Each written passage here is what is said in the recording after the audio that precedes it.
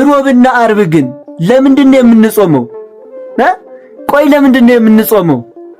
ቅዳሜ፣ እሁድ፣ ሰኞ፣ ማክሰኞ፣ ሐሙስ እንበላና አርብና ሮብ እንጾማለን። ይሄን ማለት ግን በፍስቅ ቀን ያልኳችሁ አሁን በጾም ወቅት አይደለም። በጾም ወቅት ሁሉ ነው የምንጾመው። በፍስቅ ቀን ግን አርብና ሮብ እንጾማለን። ለምንድነው የምንጾመው? አይወላችሁ አንዳንድ ሰው ሊጠይቃችሁ ይችላል። ስለዚህ በደንብ ስሙኝ። ረቡዕ የምንጾመው ረቡዕ ቀን አይሁድ በክርስቶስ ላይ ምክራቸውን ያጸኑበት ቀን ነው።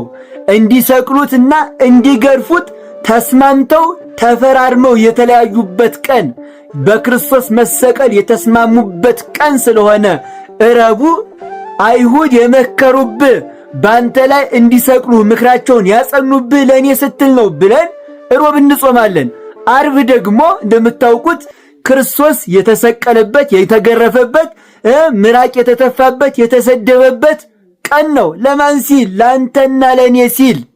ስለዚህስ አምላኬ ሆይ ለኔ ስትል እኮ በዕለት ዓርብ በመስቀል ላይ ውለሃል፣ ተጠማው ብለሃል እያልን ክርስቶስን በሕይወታችን እየሰበክን ማለት ነው። አርብና ሮብን በዚህ ምክንያት እንጾማለን፣ የክርስቶስን መከራ በማሰብ ማለት ነው። ኦርቶዶክሳዊ ከሆነ ክርስቶስን ሕይወትህ ብቻ ይሰብከዋል። እንኳን አይደለም ቃልህ ሕይወትህ ኑሮህ ራሱ ክርስቶስን የሚሰብከው እና በዚህ ምክንያት ነው እሺ የምንጾመው። እወዳችኋለሁ። ክብር በሉልኝ።